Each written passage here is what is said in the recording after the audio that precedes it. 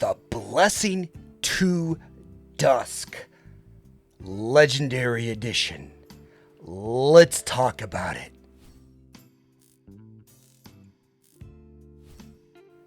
This is the predecessor to the current MOONDROP Dusk. It was a collaboration of the Blessing2, which is beloved, and they slightly changed it around and made it a collab with Crinacle.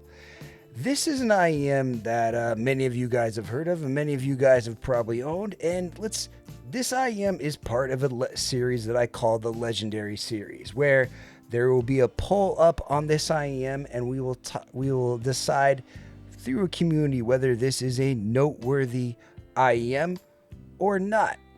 First of all, let's start by looking at the build quality of this IEM, and then we'll go from there.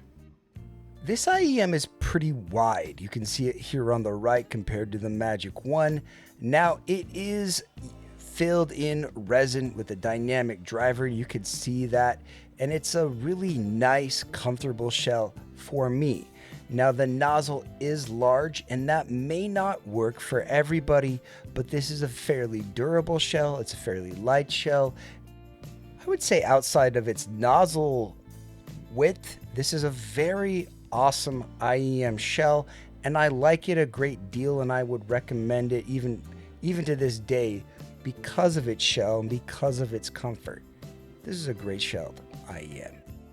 Now, while I like the shell, the cable is absolutely horrific. You can see right and left connectors on this, but this is a very prone to tangle, horrible cable, and I hate it.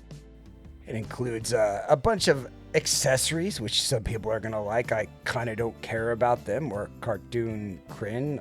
It does have a graph in it, which is really kind of cool. I love seeing graphs inside or on boxes. Now the case is nice. It's leather. It's one of the nicer cases. It feels like this leather will actually last, and you know, I dig this case, and this is a similar case that's been used on other IEMs. Now the Dusk is an interesting IEM. I've actually owned this and owned multiple copies of this and sold it and rebought it and sold it again and rebought it a third time. It has great sound quality and solid technical performance for its price when it was done, but nowadays it's kind of hard to say that it still can claim that same thing. But what it was a nice IEM that was done well and that was comfortable for many people. It's an interesting thing where some people kind of feel it's dry. Personally, I just think it doesn't really have that juice. It doesn't really have fantastic bass or the extended treble that you get in like a modern IEM. It's a very nice IEM. It's a solid IEM, and it's kind of one of the first collab IEMs that I've ever owned, and I think it's an absolutely amazing IEM that I think a lot of people should try. Now it does have a sequel, and we're going to talk about that here in a bit, but this is a fantastic set. Alright, so legendary references. Let's look at them. First one we're going to use is Andrew Park calling both of the blessings excellent. The next one we're going to use DMS, where he describes it as a very neutral, natural sort of timbre.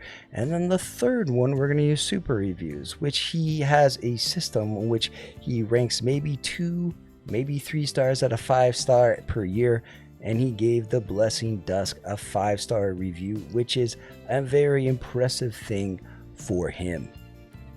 All right, let's look at the graph of the MOONDROP Blessing2 Dusk. You'll notice that's a nice amount of treble, maybe a little bit of a peak here, but nothing too bad. The big thing I kind of have here with this is that there is a little bit of, maybe a little bit like its bass isn't super impactful, depending on what you want. There is also kind of this peak right around 6K that I feel like I wish would get kind of edged out. And this isn't a bad thing. I kind of think this upper mids region could be a little bit more smooth, and that's kind of one of its faults. And we're going to talk more about that here in a bit. The next one I want to look at is the Moondrop Variations. The Variations, it's just a little bit smoother. It just has a little bit more that treble extension. Like it gets rid of some of those peaks. And, but the problem is that the Variations right now, I think it's like 600. It's still being sold. I still think the Variations is a relevant set, but for me, stuff like the Moondrop Meteor is better. And I think even the new Dusk kind of competes with that.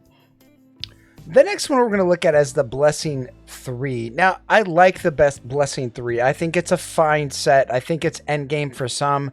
It just has a little bit of upper mids, a little bit of dull bass. But overall, I think it's a very nice set. And I think for those people that have it and own it, I think it's just a solid option. It's a really solid option. But without EQ, is it the perfect set? No, I don't think so. Let's look at other sets out there that now a little bit more modern even than the Blessing2. The Blessing2 is almost over 2 years old now.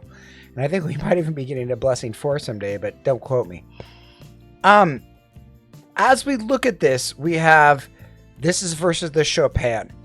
Now, I think the thing about the Chopin, one of the great things about it has just really nice kind of thunderous, boomy kind of mid bass, similar sort of profile, but it has a dip here, and this kind of goes away, and this kind of has extension.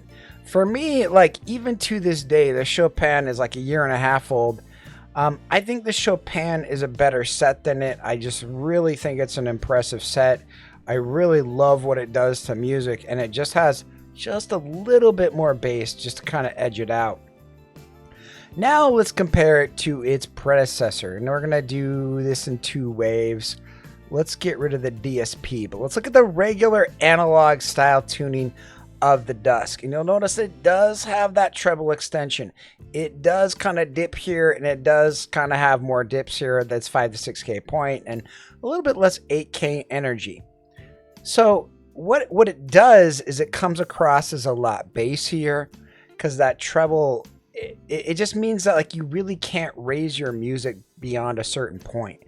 I've been growing on the Moondrop X Crinacle Dusk and the new one, and I really think it is a fantastic set.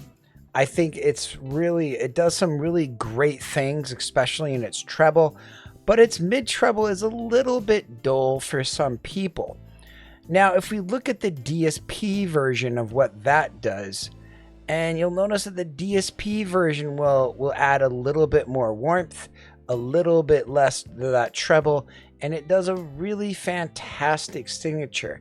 It kind of raises that dynamic driver and these mids region to a little bit more, and that the presence of that lower mid range is a really nice thing to be had in that DSP version. And like for me, the Moondrop Crinacle Dusk DSP is like one of the best DSP IEMs I've ever had, like I've ever tried. Like even the Moondrop Concerto or Concerto is even better. It's even better than the Concerto. And it's just a really fantastic DSP IEM, and I like it a lot because of its versatility and the fact it can be used in DSP form. Are there other options out there? Yeah, I mean, I think these two are kind of comparable. Like the Da Vinci, a lot of people like the Da Vinci. The Da Vinci evens out this treble region, adds a little bit more bass. It's one that people really like. I had some minor issues with it, but I think the Da Vinci is a fine set. I mean, we compare this to another set that I really like, the P7. You'll notice that the bass and that lower mid-range is a little bit more thick in the awful P7. These peaks right here and here are lowered in the P7, a little bit more extension in it. And so it kind of fixes a lot of the issues with the Moondrop Blessing2 Dusk as well. You know, it's funny. If you go to Shenzhen's website where this was exclusively sold, and you search by best selling, this is one of the highest IEMs that it's still on there. Like, for some reason, they haven't messed with their website, it seems like, in years. And it still comes up as one of their best sold IEMs, but it's no longer in stock, which I think is kind of funny but interesting to note in a lot of reasons. This is a fantastic set. And I think to this day, it still holds its own very well. It becomes a mid-fi benchmark. Like, is an IEM better than this set or not? Does it have that tonality? And this is a really solid IEM that does a lot of things exceedingly well, and it has just a really nice, smooth, inoffensive tune, and gets an easy recommendation for any people that have the opportunity to listen to it. I love this set, and I personally think it is a legendary set. So if you guys ever get a chance to demo it. It's lovely, it's awesome, and please take a minute and vote in the poll. If you guys have any questions or comments, leave them in the YouTube comments below, and I hope you guys have a great day. Bye-bye.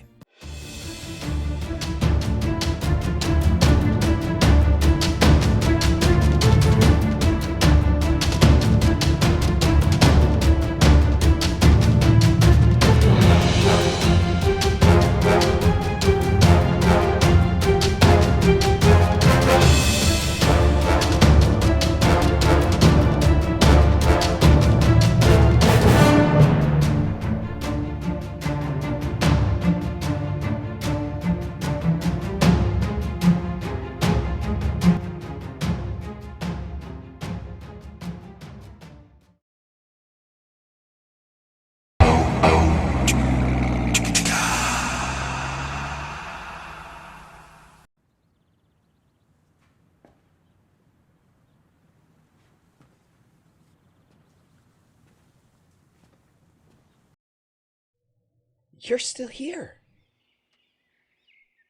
It's over. Go home.